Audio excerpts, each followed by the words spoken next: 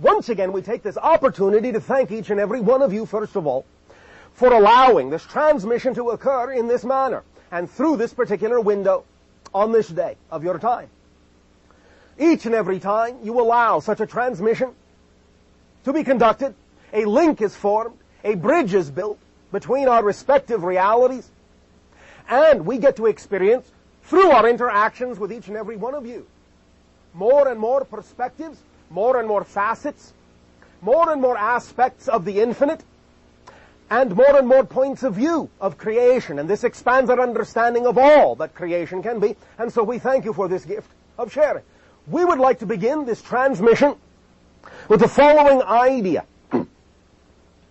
We would like to remind each and every one of you, individually and collectively, all together, about an idea that we will call learning the difference between falling into the illusion of power, the difference between that and learning to use the power of the illusion.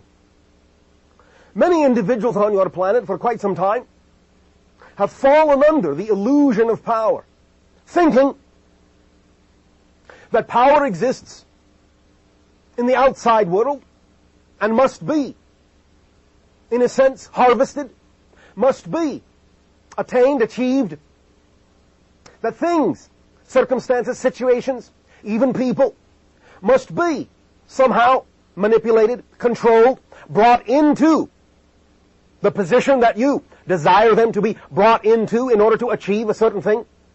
Many individuals have fallen under this illusion of power, and of course the result has been a great deal of strife, separation, segregation, pain, suffering, and so forth.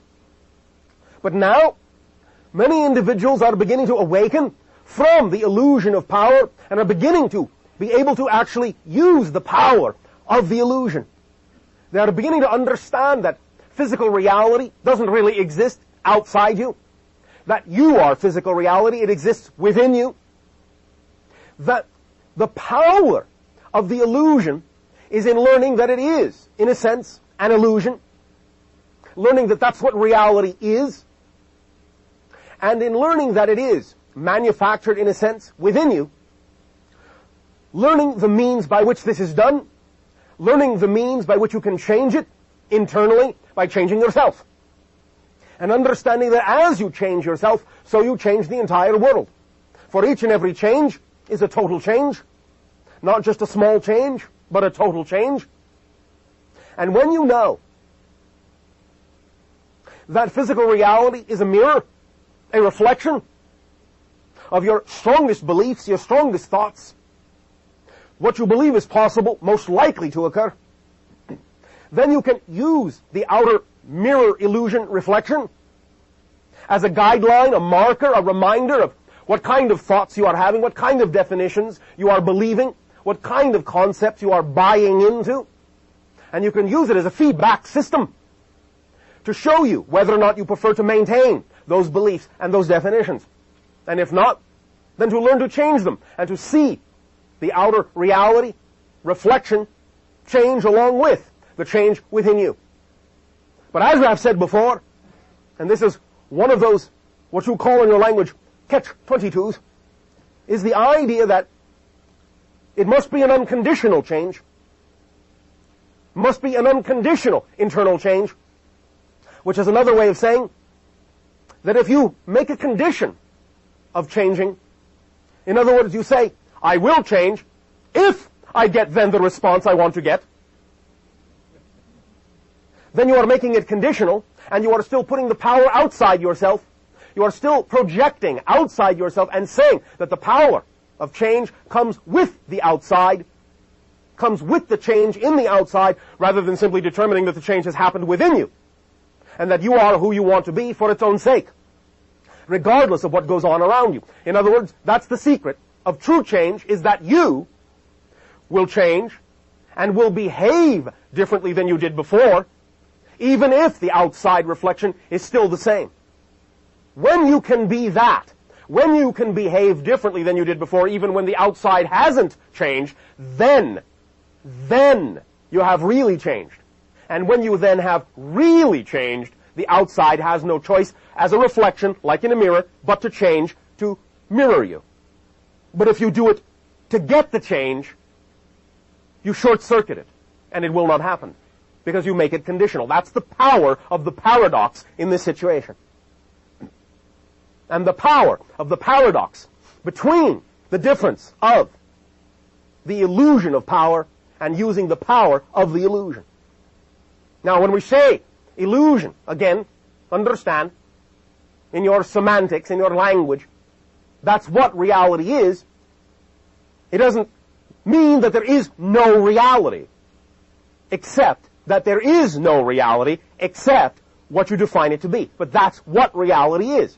We are not saying it doesn't exist, but we are saying simply that reality is only the definitions you bring to the forefront of your belief system structure. And that forms the reflection, the illusion, if you wish, that you see, that you perceive all around you. Now again, remember, this is not just a philosophy. This is physics. You are energy. Energy is information. You are patterns of information. You are a perspective. You are a point of view, of consciousness, of awareness, of existence itself. That's what each and every one of you are. A point of view. And as you design and define your point of view of who and what you believe yourself to be, or who and what you believe yourself capable of being, that's what you'll get reflected. It may not always be a one-to-one reflection. Literally, it may be quite symbolic, because the reality mirror, the illusion, is, in that sense, capable of reflecting back to you in many symbolic ways, the representative of many states and levels of your consciousness, your emotional self, your spiritual self, your mental self, your bodily self. There are many different ways that your mirror has of reflecting back to you those symbols that are representative of the beliefs you hold most true. And so it is up to you to be imaginative, to be able to learn to interpret your own reality around you, the things that you see, the people that you meet, all have significance. There are no accidents in that sense. It is a type of orchestration, a choreography, and it is up to you to let it in your heart, your mind, your spirit, your body, to let it in, to be open to what your reality has to say to you, to what your reflection is showing you about yourself, so that you can learn to truly master the power of the illusion instead of being the slave to the illusion of power that many of you in your society have succumbed to for thousands of your years.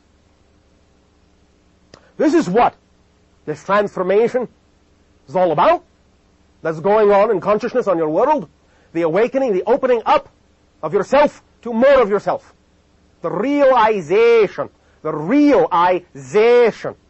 of who and what you really are, what you were really created to be, and thus the total surrender, that is to say, total acceptance of yourself, so that reality can show you who you actually are, rather than playing the illusion game of who you think you're supposed to be, which only has you running around in circles and tiring you out. And you have been so very tired for so very long as a society. Time to energize and wake up, and the way you will do that is to surrender to who you are, accept who you really are in your heart of hearts, as a dreamer, as an imaginative creator, and accept reality as a reflection of you. You're not a victim in any way, shape, or form, on any level whatsoever, unless you decide that's the game you want to play. And if you do, it will be allowed, because you are always supported in everything you decide is true. Because, again, infinite creation is nothing but unconditional allowance and love, and will allow you, through its unconditional support and love, to have any game scenario you want. Even a game scenario wherein you can pretend you are not loved. It loves you that much. And so use that love to your advantage and allow yourself to wake up into that love, to love yourself, and to understand that anything at all is possible for you within the context of the reality that you have chosen, and that you are now expanding even the definition of that reality now that you understand, or at least are beginning to understand, the power behind the illusion. So, as it expands, you will expand, possibilities will expand, reality will change, and you have begun to see many of the symptoms of that as space and time become very much more slippery. And things are not quite so rigid. And all the different belief systems that have existed on your planet for thousands of years are now all coming out at once onto the table, battling it out, in a sense.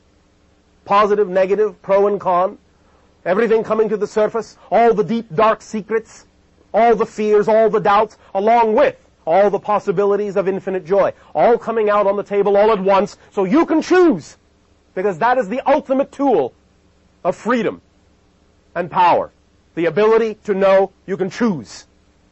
And that's all there is to it.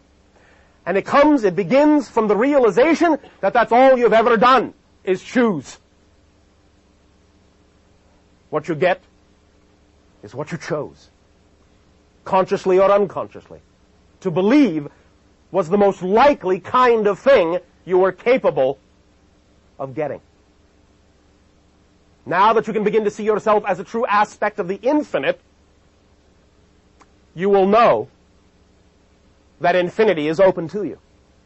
And it is up to you to determine just exactly how much of that infinity and how much ecstasy you can handle at any given moment.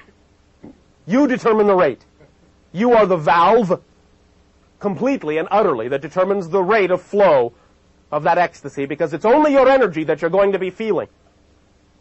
And it's up to you to determine exactly how you want to feel your own vibration, in what context and in what form. Whether you want to feel your own energy as joy, or whether you want to feel your own energy as fear, it's up to you. But both can be instructional and both can be educational, if you use them that way.